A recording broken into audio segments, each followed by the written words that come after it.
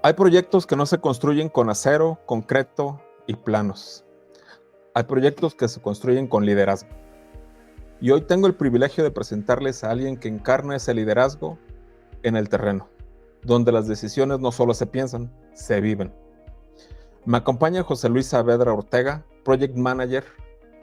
Él es un profesionista que ha convertido la complejidad de la obra industrial en un espacio de orden, claridad y resultados. José Luis es uno de esos líderes que no solo coordinan disciplinas, conectan personas, alinean esfuerzos y transforman un plano técnico en una realidad operativa. Desde la obra civil hasta instalaciones, desde estructura hasta comisionamiento. Él entiende que un proyecto no avanza por inercia, avanza porque alguien sabe unir todas las piezas. Y hoy vamos a adentrarnos en el mundo donde las ideas se convierten en infraestructura, donde los imprevistos se resuelven con criterio y donde la coordinación se vuelve un arte. José Luis, bienvenido a Project Management MX. Es un honor tenerte en este episodio. Muchas gracias, Gerardo, y gracias por esa intro. Hemos compartido ahí un proyecto ahí exitoso y creo que lo describiste muy bien, el cómo logramos en conjunto dar esa visión de esos proyectos y pues un honor estar aquí contigo en este podcast que es muy bueno y son muy recomendables para a todos aquellos que estén interesados en el Project Management de la construcción. Gracias, Luis. Creo que eres la persona ideal para poder hablar de este tema. Me da un gusto tenerte aquí. En la introducción hablé un poco de tu capacidad para convertir la complejidad en claridad, o has podido participar tanto en diseño, coordinación, dirección y por supuesto también te ha tocado estar en campo. Con toda esta experiencia que tienes, ¿cómo cambió tu manera de entender un proyecto cuando pasaste del plano como arquitecto en la etapa de diseño a el casco, llamémosle, cuando ya tuviste la oportunidad de estar en obra y ejecutar lo que habías diseñado y planeado? Sí, es muy buena pregunta. Es algo del que todo el mundo cojea ahí a la hora de los proyectos. Y en mi caso particular, soy arquitecto, me formé como arquitecto, como diseño, como solo verlo en plano, hacer proyecciones, etcétera. O sea, esa es mi formación. En mi caso particular, a la hora de que entré a la construcción, me tocó y yo mismo empujé por siempre estar del lado del casco, como lo mencionas, pero no quita el punto de decir, tienes que abrir la mente, que en lo personal me ayudó en el haberme formado en el terreno del plano, por así decirlo, y haberme formado ya profesionalmente en el lado del casco. Hay algo que a mí no, que fui aprendiendo conforme el paso del tiempo. Siempre existe una fricción entre los dos departamentos que no tiene sentido lógico ni técnico. Y a mí, pues con el paso de la experiencia me tocó tratar de romper esa pequeña barrera que está predispuesta. Es como el típico, no me digas ingeniero porque soy arquitecto, no me digas arquitecto, soy ingeniero. Son cosas pues nada más ahí de superficiales, pero que al final del día, a la hora que los llevas al trabajo, pues sí se vuelve una barrera. Entonces, en mi punto de vista, mi paso por haberlo hecho, ayudó bastante mi formación académica y mi formación ya profesional, ya en campo. En los proyectos en los que he participado como líder, logré romper esa barrera con ambos equipos. ¿Cómo la rompí? Pues tratando de llevar reuniones muy claras con los dos involucrados, tanto primero en el plano, en el campo del plano, asegurándome que la persona de obra conozca el plano, haya visto el plano, le entienda el plano, hacer sus dudas en el plano, rellenar el plano y después llevarnos a la persona de diseño al campo para que ellos vean la obra, cómo está, y eso pues te genera ahí una visión 3D, así lo veo yo, una visión 3D para identificar interferencias, supuestos de diseño, riesgos constructivos, restricciones de espacio, y en conjunto poder entre ambos departamentos pues llegar a una solución integral, ¿no? Entonces creo que eso es lo que me ha me ha ayudado y ese es el paso que yo tuve ahí de brincar de plano a casco. Y hablando justamente de esa mirada ampliada, hay un punto donde muchos proyectos se quiebran o fallan. La integración entre el diseño y obra. Justo lo que comentabas de llevar al diseñador al campo para que viera la complejidad del cruce de instalaciones o ingenierías. Desde tu visión como arquitecto y project manager, ¿en qué punto se rompe más frecuentemente esta comunicación entre el personal que diseña y el personal que está en obra construyendo? El punto que me ha tocado a mí es, por lo regular, siempre inicias con el prediseño, se genera un plano ejecutivo, todo es sobre papel, sobre modelos BIM ahora, etcétera, que te ayudan bastante, pero no dejan de ser plano, por así decirlo, y que a la hora de llevarlo a la ejecución va a tener alguna interferencia, algún cambio. Pero siento que es en la transición de entregar un proyecto a la persona de obra. Entonces, en mi experiencia y porque lo viví, que lo aprendes como aprendemos a nadar de chiquitos, ¿no? Que te agarraban y te aventaban a la alberca. Entonces, así lo aprendí yo, de la misma manera. Entonces, lo que yo identifiqué y trato de evitar o trato de involucrarme en los proyectos que me toca es, pues, meterme en el diseño. No quiere decir que yo vaya a diseñar, pero por lo menos sí entender cómo fue diseñado para después trasladarlo a lo que es la construcción. Desde nuestro punto de gestión de proyectos es fundamental que estemos involucrados desde el prediseño, pues, para ayudarle a los clientes y sobre todo al proyecto a lograrse. Entonces creo que en el punto de donde hay más ese conflicto es en el que se hace entrega hacia la construcción para iniciar y en el que seguimos con esa barrerita de que aquel lo diseñó sin saber cómo se construye. Se puede corregir, obviamente, tanto involucrando a la construcción desde el prediseño y también llevando al diseñador durante la construcción. Con esta integración de ambos equipos también llega uno de los retos más grandes, coordinar equipos multidisciplinarios. Eres un líder de los que no solamente coordina disciplinas, sino también generas esa conexión entre las personas. ¿Qué te funciona o qué te ha funcionado para mantener alineados a los ingenieros, arquitectos, contratistas y clientes sin perder el tiempo en fricciones innecesarias que se dan muy a menudo en estos proyectos? Sí, es algo muy, muy común que se genera precisamente por cada uno jalar para su lado cuando no debe de ser así.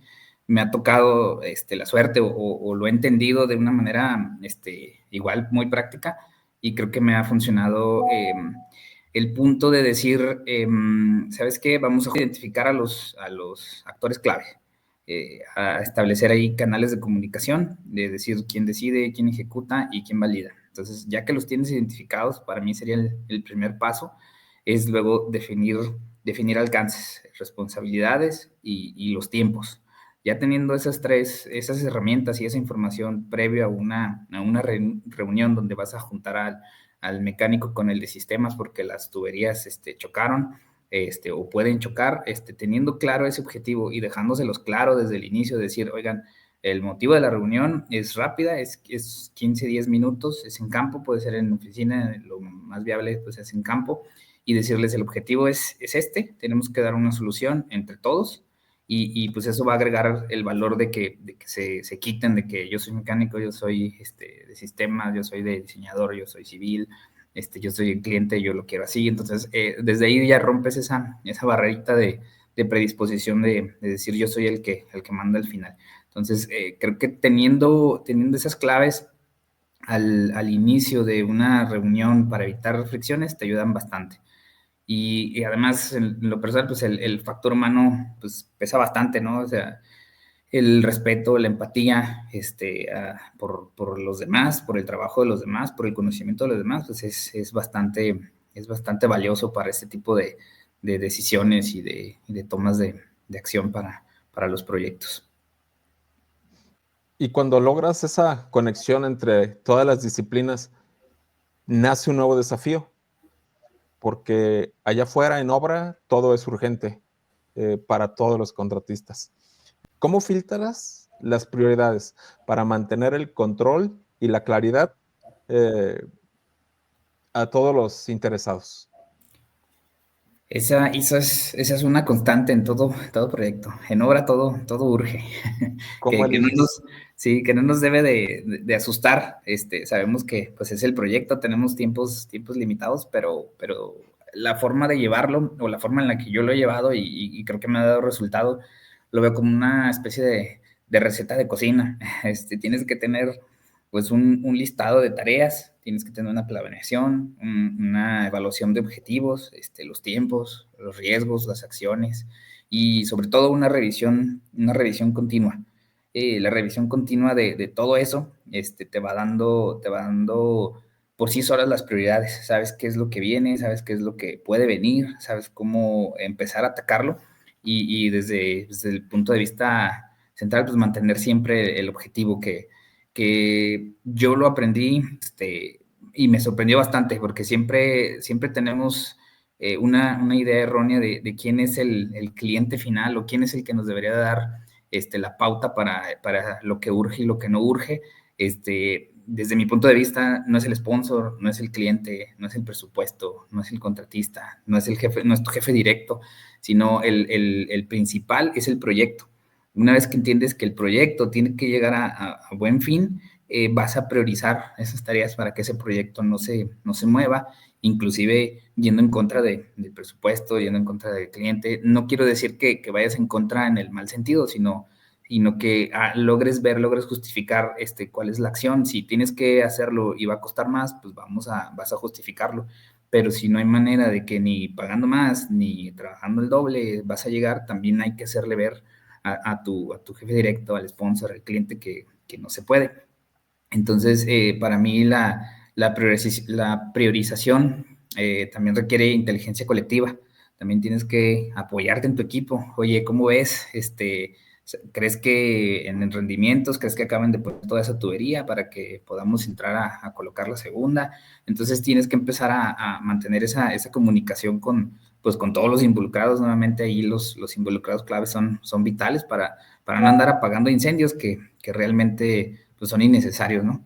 Entonces, para mí el proceso correcto para priorizar es tener la claridad del objetivo, que es el proyecto, tener muy buena comunicación, toma de decisiones basadas ahí en impactos reales pues no ceder a la presión del momento. O sea, siempre darte un espacio, sentarte, platicarlo con todos los que estén y tomar la decisión más correcta.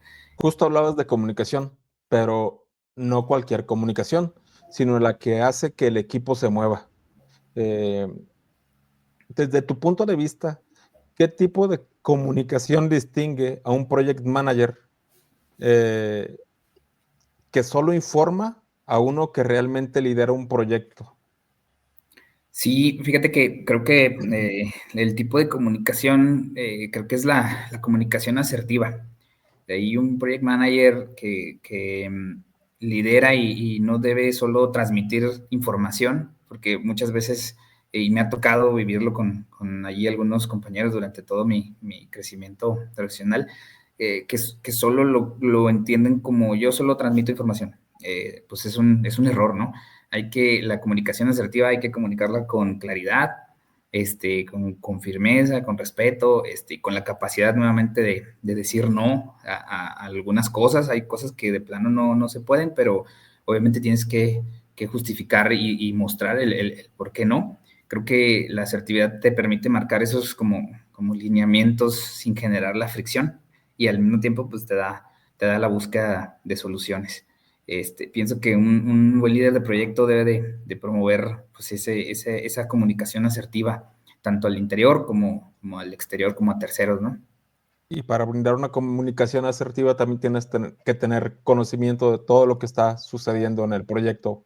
A su vez, eh, ¿qué herramientas o rutinas o hábitos utilizas para tener una visión real del avance del proyecto? Más allá de fijarnos en el programa de obra y detectar desviaciones porque ya nos está marcando que una actividad sufrió un atraso en tiempo.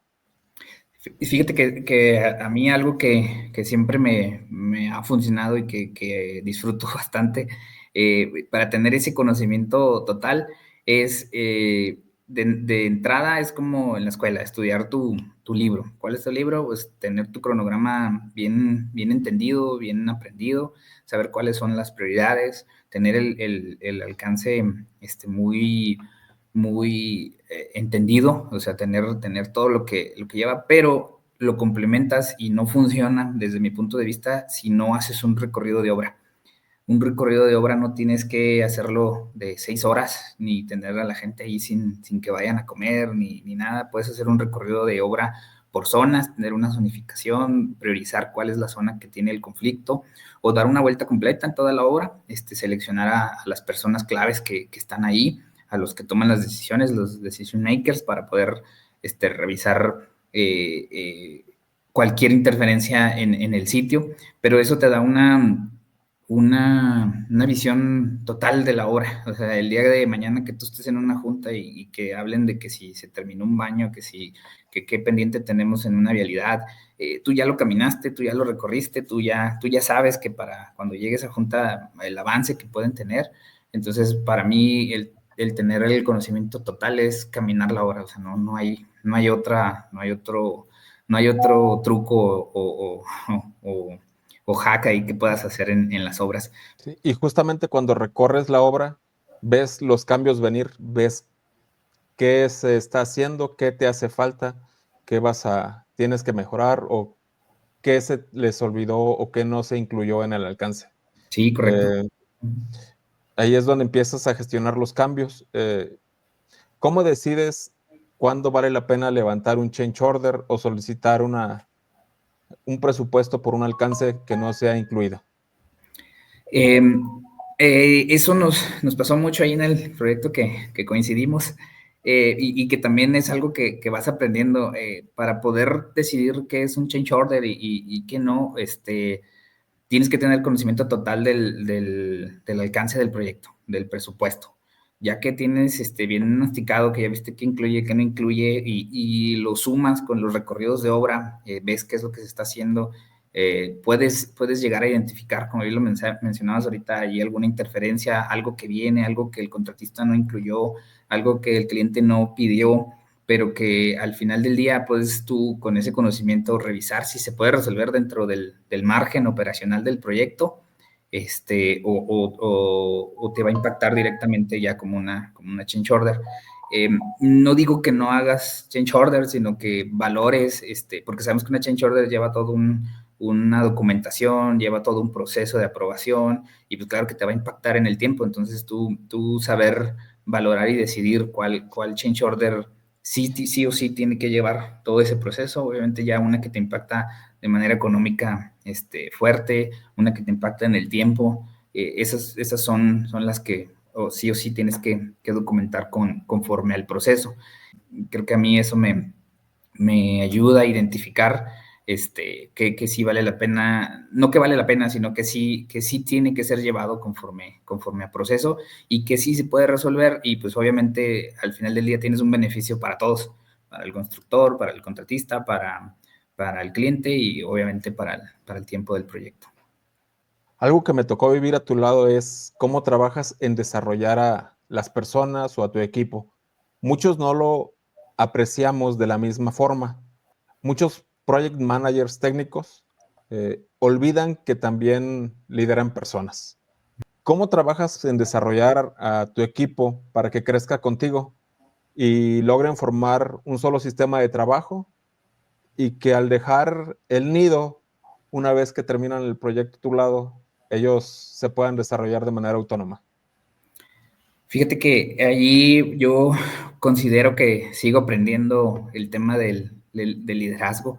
Es algo que me ha tocado, he tenido experiencias me ha servido bastante empezar desde cero, desde un control de almacén y tener almacenistas para organizar el almacén, hacer inventarios, hasta tener cuadrillas de trabajo ya en obra, tablarroquero, al eléctrico, al civil, al loquero, y llegar al punto en dirigir a más de 20 ingenieros civiles, mecánicos, eléctricos, sistemas especiales, seguridad. Entonces, ese camino creo que me ha llevado un poquito a llegar a una realidad importante para mí.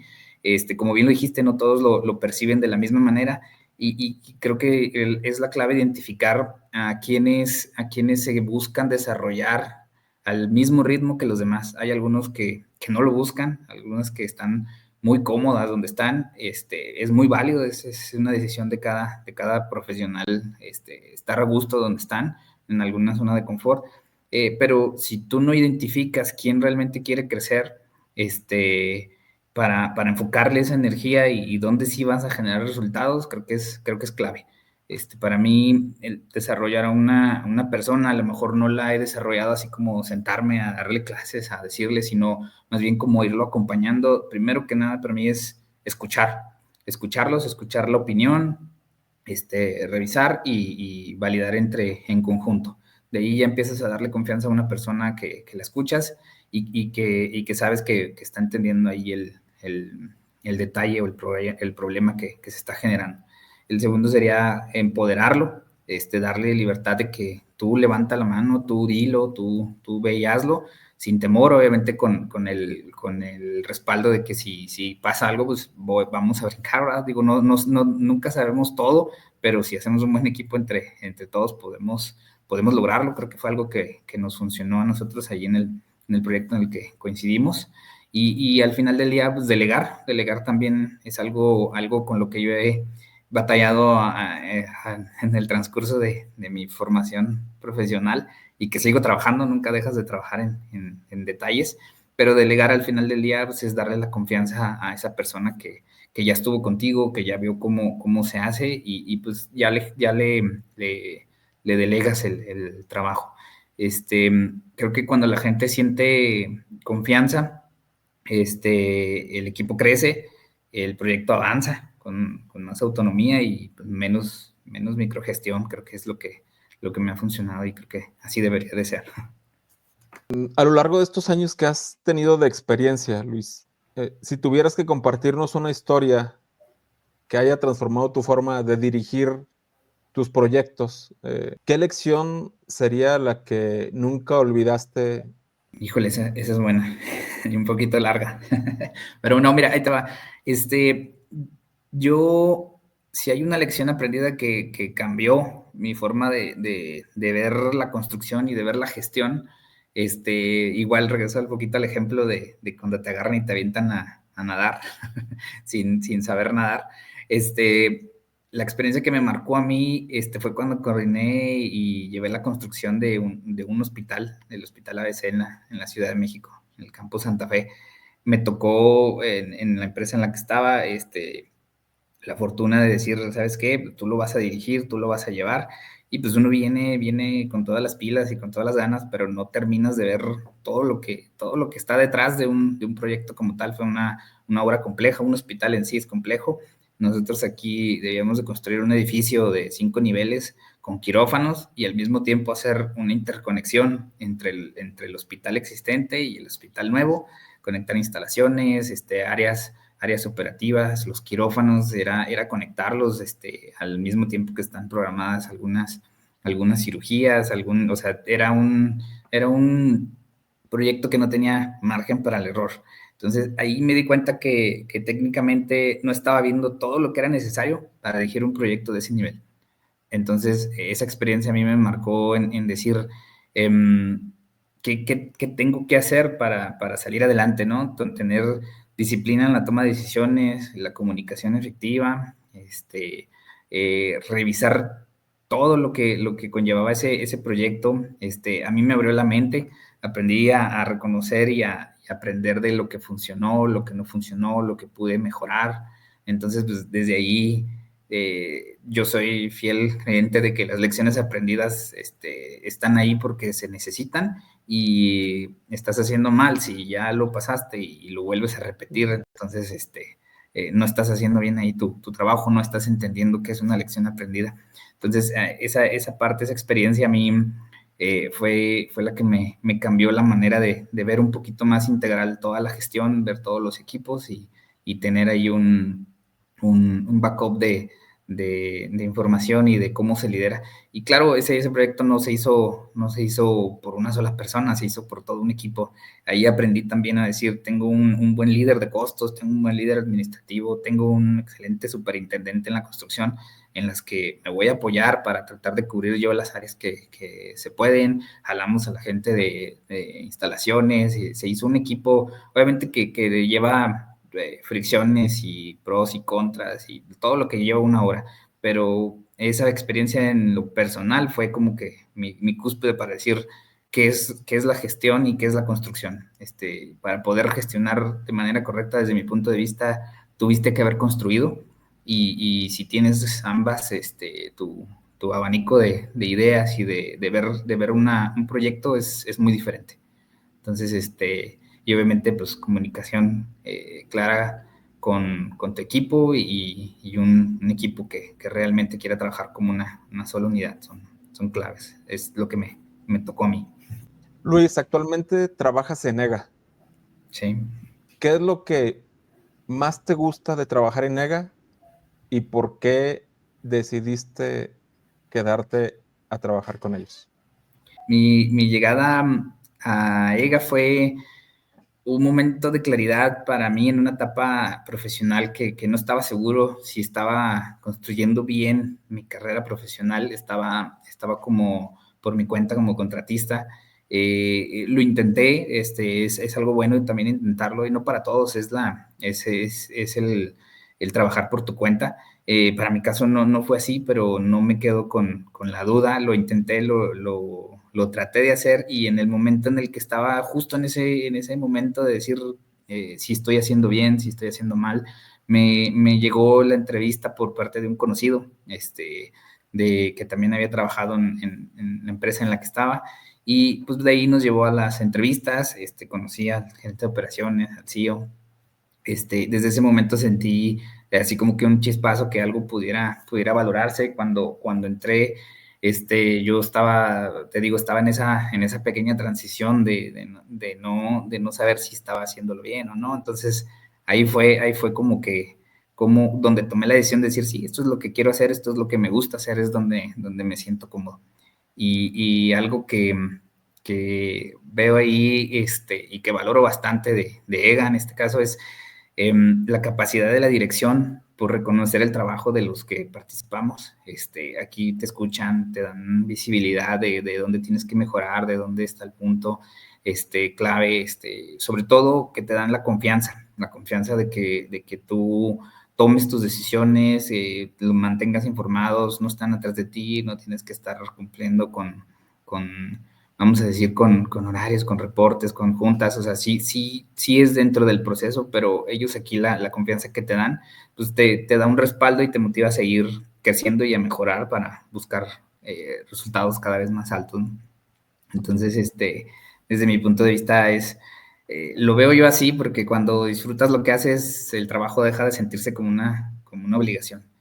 En EGA he podido trabajar ahí con mucha pasión y compromiso, y pues cada proyecto que me ha tocado, que me va a estar tocando, lo transformo en una experiencia profesional, personal muy grata. Entonces, nunca dejas de aprender y pues me siento bien aquí en EGA y muy agradecido.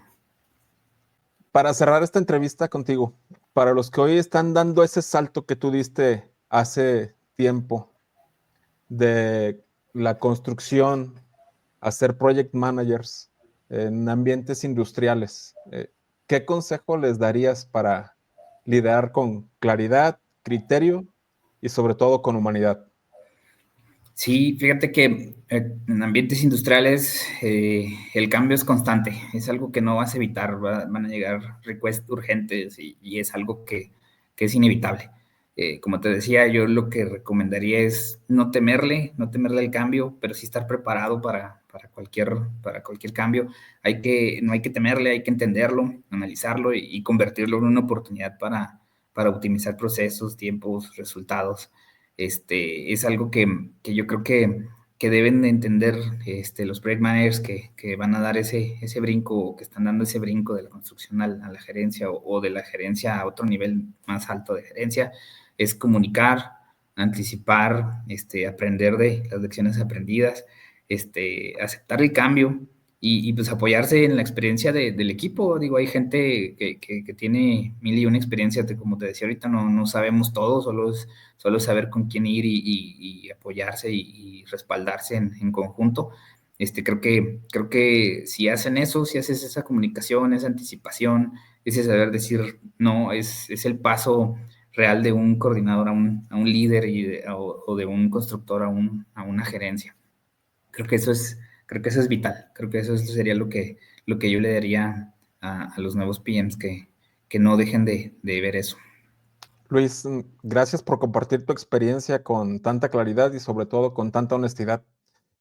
Hoy me recordaste que un buen project manager no es solo quien coordina, sino quien conecta y entabla buena comunicación con su equipo. No, gracias a ti, Gerardo. Pues estoy muy, muy contento, emocionado que me hayas considerado, que me hayas invitado. La labor que estás haciendo es genial. Yo digo, yo no dejo de escuchar ahí los podcasts, porque al final del día te recuerdan qué es lo que tienes que hacer, qué se me está olvidando, qué puede suceder. Digo, todos tenemos el día a día y es muy valioso el aporte que tú haces. Y de nuevo, gracias ahí por la invitación y pues me da mucho gusto también ahí que estés ahí ya en otro nivel de la gerencia y pues igual a coincidir en proyectos más grandes y más complejos. Ahí estamos listos. Sí. Gracias por acompañarnos, Luis, y a quienes nos acompañan, gracias por estar aquí en Project Management MX. Este es un espacio para aprender, para compartir y para construir proyectos con menos fricción y mejores resultados. Si este contenido les aportó valor, los invito a suscribirse, dejarnos un like y compartirlo con su equipo. Eso nos ayuda a llegar a más profesionales y seguir creando contenido de impacto. Recuerden que tenemos nuevos episodios cada martes y viernes en Spotify y YouTube. Lead, inspire, grow.